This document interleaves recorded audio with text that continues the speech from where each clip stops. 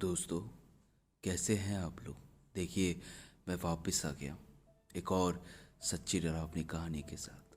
आज की जो कहानी हम लोग सुनने वाले हैं, ये कहानी एक प्यारी सी लड़की के बारे में, उसके साथ घटी एक छोटा सा हादसा जो कि एक सुनसान रास्ते पे हुआ। कम से कम उसे तो भूतों पे यकीन हो ही गया। आई एम श्योर कि ये कहानी सुनने से पहले उसे भी नहीं था। और अब ये कहानी सुनने के बाद शायद आपको भी हो जाएगा, या फिर आप में से कुछ लोग होंगे, या फिर आप में से कुछ लोग ऐसे होंगे जिसे भूतों पे यकीन नहीं होता हो, तो उनके मन में एक शंका पैदा हो जाएगी। तो दोस्तों, मगर कहानी शुरू होने से पहले एक छोटा सा इंट्रो तो करते हैं, है कि नहीं।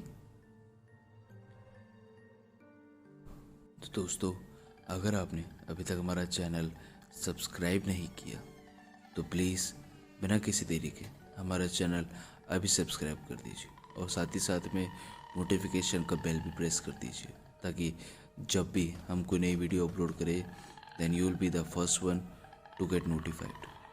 तो दोस्तों, बिना किसी देरी के चलिए कहानी शुरू करते।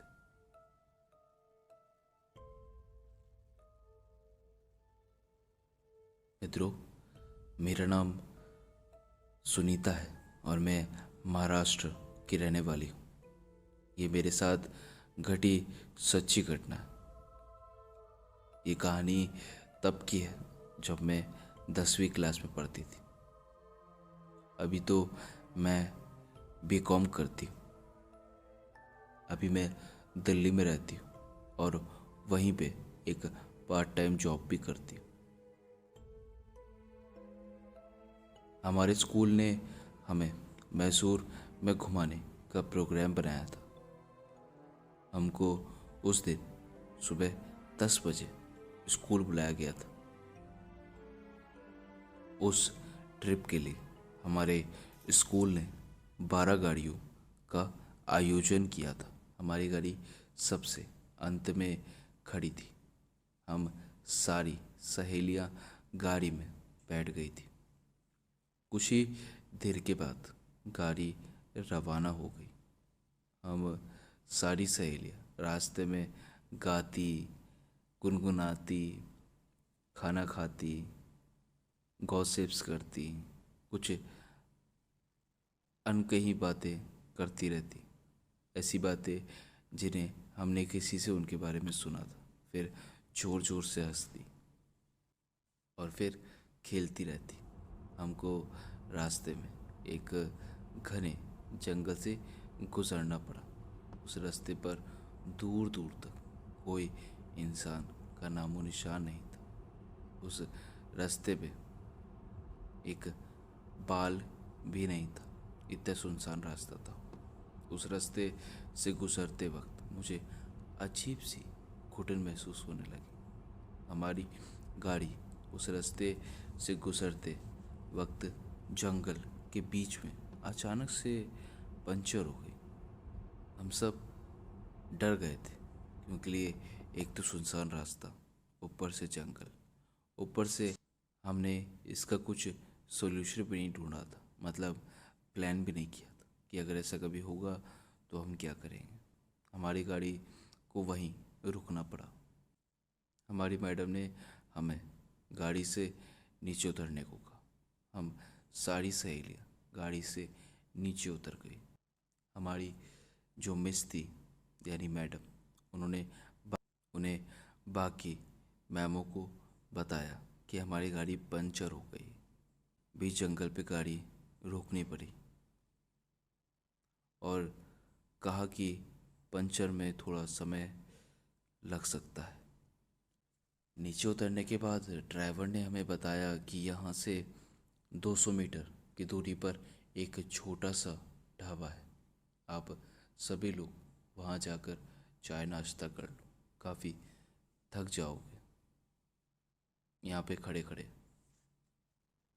और मैं गाड़ी का टायर बदल कर आता हूँ। हमारी मैम बस बस के पास खड़ी रही और हम पचासों लड़कियाँ पैदल चल पड़ी। वो जंगल इतना घना था कि उसमें सिर्फ जानवरों की आवाज़ें सुनाई दे रही थी। सभी उस ढाबे पर पहुँचे। वहाँ पे एक बूढ़ा सा आदमी, काफ़ी बुजुर्ग लग रहे थे, मतलब करीबन 65 साल की उम्र होगी उनकी। हाँ, करीबन 65 साल थी। वहाँ पे वो बूढ़ा सा आदमी चाय बना रहा था। उसे देखकर मुझे एकदम से चक्कर जैसा महसूस हुआ और मैंने उससे नज़र हटा ली। हम सभी लड़कियों ने वहाँ पर चाय पी पिया। तभी थोड़ी देर बाद मैं वहाँ ज़ोर से किसी औरत के चीखने की आवाज़ सुनने लगी। क्योंकि मुझे एक ज़ोर से किसी लड़की की चीखने की आवाज़ सुनाई दी थी। ऐसी आवाज़ें सुनकर मैं और मेरी सहेलियाँ बुरी तरीके से डर गई थी।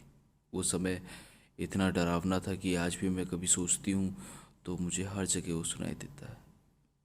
मेरे फ़ोन के रिंगटोन में, या फिर कभी अचानक से कभी भी हमारे घर की घंटी बजती है तो हमें डर लग जाता है, क्योंकि हमें हर चीज़ में उस चीख की आवाज़ सुनाई देती है। तभी वो बूढ़ा सा आदमी लंगड़ाता हुआ जोर से जंगल की ओर भागा। तभी मेरी एक सहेली को उल्टियाँ होने लगी। हमने तुरंत मैम को फ़ोन लगाया, लेकिन फ़ोन पहुंच से बाहर था, आउट ऑफ रीच था। हम सभी लड़कियां उस जगह पहुंचे जहां बस खड़ी थी। हम सभी लड़कियां, तो हमारे पास कोई रास्ता नहीं था। हमें पैदल ही वापस आना पड़ा, अकेले। इतनी डरावनी चीख सुनने के बावजूद हम सभी लड़कियां उस जगह पहुंचे जहां पर बस खड़ी थी। हम जब हम वहां पहुंचे तो हमारे होश ही उड़ गए थे, क्योंकि वहाँ पे वो बस था ही नहीं, जिससे कि कभी वो वहाँ पे रुका ही नहीं था। वो बस वहाँ से गायब हो चुका था। हम सभी बुरी तरीके से सहम गए थे और हम सभी उस ढाबे पर चले गए। वो ढाबा बहुत सुनसान लग रहा था। वो बूढ़ा आदमी भी वहाँ पे वापस आ गया था और उसने बताया कि अक्सर इन जंगलों से ऐसी अजीब अजीब सी चीखें आती रहती हैं और मुझे जंगल में कोई भी नहीं मिलता। तुमने जो समय मुझे भागते हुए देखा था, वो मैं उस चीख की तरफ गया था, ना कि उस चीख से डर के भागा था। उस बूढ़े आदमी की बात सुनकर हम और ज़्यादा डर गए थे।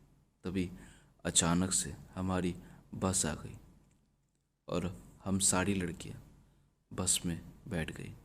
मैडम से पूछा कि बस। अरे मैम, मैम आप यहाँ? मैम हम जंगल में गए थे आपको ढूंढने के लिए, आप मिले नहीं। ऐसा लगा जैसे कि बस वहाँ पे थी नहीं, और यहाँ पे अजीब अजीब सी चीखें आ रही थी। उसी की डर से हम वापस बस के पास गई थी। ये सुन के हमारी जान में जान आई कि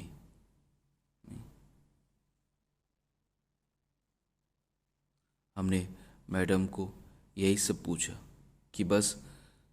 तभी वो ड्राइवर, जो हमारा ड्राइवर था, उसने जवाब दिया कि टायर तो मैंने बदल दिया था, लेकिन डीजल भरवाने के लिए पीछे के पेट्रोल पंप पे मुझे जाना पड़ा था। ये सुनकर हमारी जान में जान आई। पहले तो हमें लगा कि वो बस वहाँ से गायब कैसी हो गई। मेरी सारी सहेलियाँ उस बूढ़े आदमी को बाय बाय कर रही थी। थोड़ी देर चलने पर मैंने जैसे ही पीछे मुड़कर देखा तो वो ढाबा धंस गया था।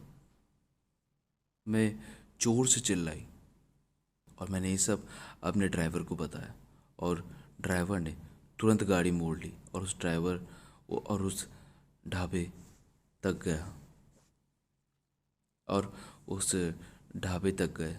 गाड़ी से नीचे उतरकर देखा तो ढाबा तो पूरी तरीके से नष्ट हो गया था, लेकिन वो बूढ़ा आदमी वहाँ से गायब था और फिर कभी नजर नहीं आया। हम सभी फिर से बस में बैठकर रवाना हो गए। मैं मैं गाड़ी के पीछे की तरफ ही देख रही थी और मुझे उस ढाबे के पास पेड़ के पत्तों से लहराती सफ़ेद आकृति दिख रही थी। तभी ड्राइवर ने बताया कि इस जंगल में हमेशा कुछ अजीब घटनाएं होती रहती हैं, जिसकी असलियत कोई भी नहीं जानता और ना कोई जान पाया है। हम सेफली मैसूर पहुंच गए। दोस्तों, हालांकि मुझे इन सब का पूर्वाभास हुआ था, लेकिन ये मगर मुझे पता नहीं था कि ये चीज़ हकीकत बन जाएगी। आज भी मैसूर ट्रिप की घटना को याद करती हूँ और मैं बहुत सहम जाती हूँ और मेरे मन में यही सवाल घूमता है कि उस सुनसान जंगल में वो बूढ़ा सा आदमी कौन था। क्या वो क्या वो कोई भूत था और वो कहाँ चला गया। और मैं कभी भी उस रास्ते पर वापस नहीं जाना चाहूँगी, चाहे कुछ भी हो जाए। तो दोस्तों, यहीं तक थी कहानी। तो कैसी लगी आपको कहानी? अगर आपको कहानी सुन के अच्छा लगा हो और डर लगा हो तो प्लीज़ हमारे चैनल को सब्सक्राइब कर लीजिए और साथ ही साथ में नोटिफिकेशन का बेल प्रेस कर दीजिए, ताकि जब भी हम कोई नई वीडियो डालें then you will be the first one who will get notified. तब तक के लिए अलविदा लेता हूँ और फिर से लौटूंगा एक ऐसी ही सच्ची डरावनी कहानी के साथ। तब तक के लिए thank you and have a nice day. Bye bye.